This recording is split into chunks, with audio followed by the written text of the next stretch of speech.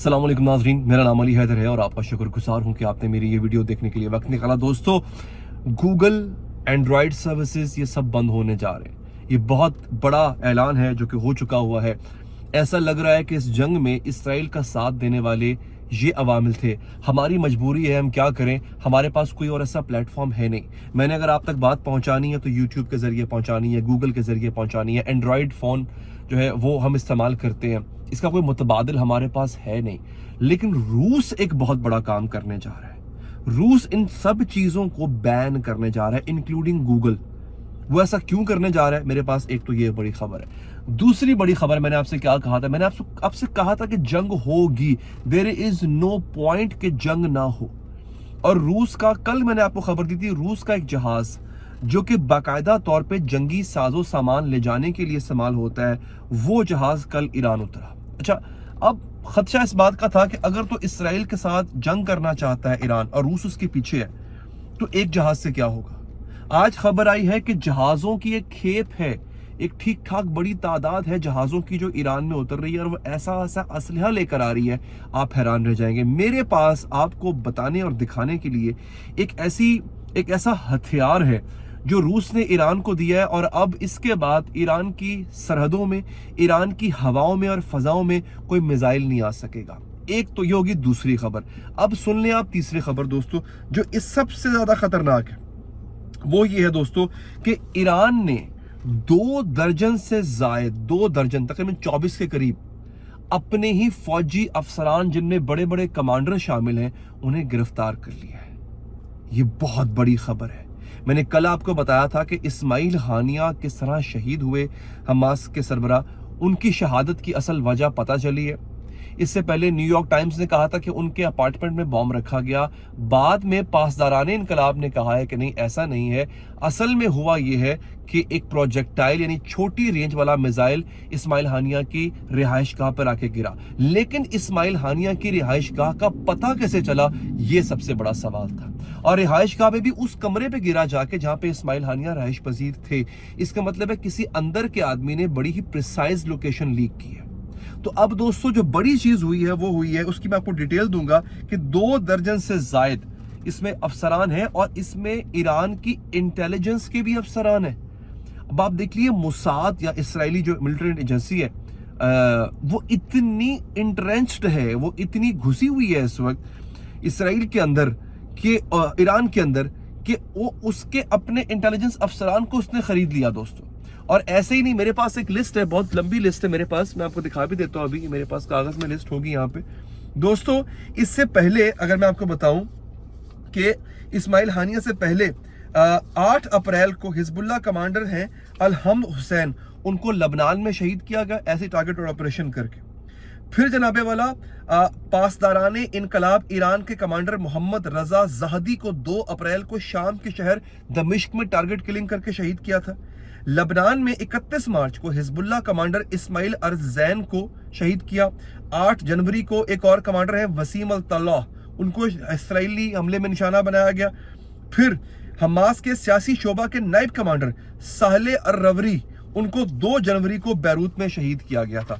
यानी आप ये देख लें कि एक सिलसिला है और ठीक ठाक बड़ा सिलसिला है। और यहां तक कि ईरान के जो न्यूक्लियर साइंटिस्ट हैं, उनको ईरान में शहीद किया गया, कैसे, रिमोट कंट्रोल स्नाइपर के जरिए। सो इस कदर इसराइल इंट्रेंच, यानी ईरान को बेसिकली अपने घर की सफाई करने की जरूरत है, और ठीक ठाक जरूरत है नाज़रीन। इसकी डिटेल मैं आपको बताऊंगा। अच्छा, दूसरी ये जरा सुन लीजिए, नॉर्थ कोरिया के लीडर किम जोंग अन का बयान है ये। वो कहते हैं, we will always stand by Iran and will respond decisively to any threat to our ally. ले जनाब, इसने कह दिया, Kim Jong Un, North Korea ने कह दिया कि हम ईरान के साथ होंगे, और ईरान पर आने वाली हर किस्म की थ्रेट को हम अपने ऊपर तसव्वुर करते हुए ईरान का साथ देंगे। इससे पहले ये नॉर्थ कोरिया कह चुका है अगर रूस पे हमला हुआ, रूस का बाल भी बीका किया गया, तो हम जवाब देंगे।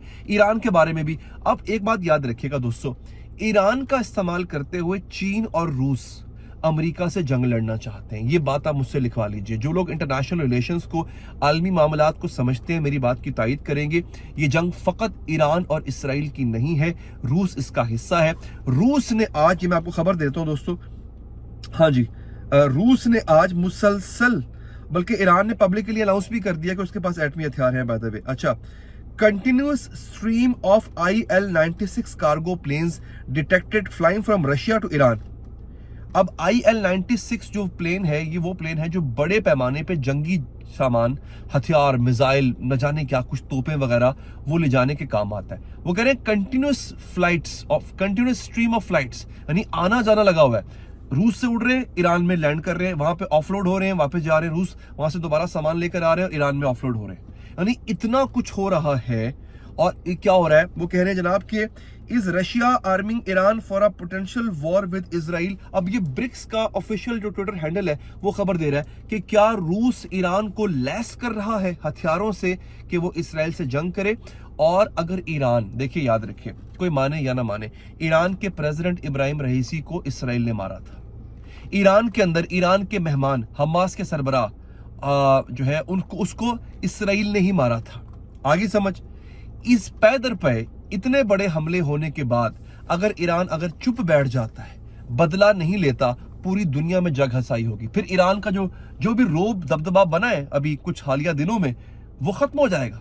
ईरान अपनी ताकत, अपनी हेजेमनी इस खित्ते के अंदर लूज कर देगा अगर उसने बदला ना लिया। और रूस और चाइना चाहते हैं कि ईरान नाज़रीन बदला ले।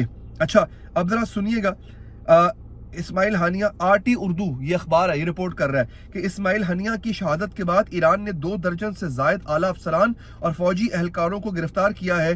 कहा जा रहा है कि अंदरूनी मदद के बगैर इनको शहीद करना मुमकिन नहीं था। और इसमें कोई शक नहीं है नाजरीन, अंदरूनी मदद के बगैर ये मुमकिन ही नहीं था दोस्तों, ये पॉसिबल ही नहीं था दोस्तों। अच्छा, अब मैं आपको कुछ चीज़ें और बता दूं नाजरीन। रशिया ने इंडिया को न्यूक्लियर सप्लाई जो है वो बंद कर दिया। न्यूक्लियर फ्यूल जो होता है ना, वो एटमी फ्यूल जिसे कहते हैं, वो बंद कर दिया। जिससे रिएक्टर्स चलते हैं, वो बिजली घर चलते हैं, वो बंद कर दिया। इसकी अभी तक वजह सामने नहीं आई है, लेकिन ये एक बहुत बड़ी खबर है जो कि फिलहाल इंडिया के लिए और भारत से जो हमारे नाज़रीन हमें देख रहे होते हैं उनके लिए खबर है। दूसरा दोस्तों, यमनी armed forces shot down a 32 million American MQ-9 reaper drone over सादा।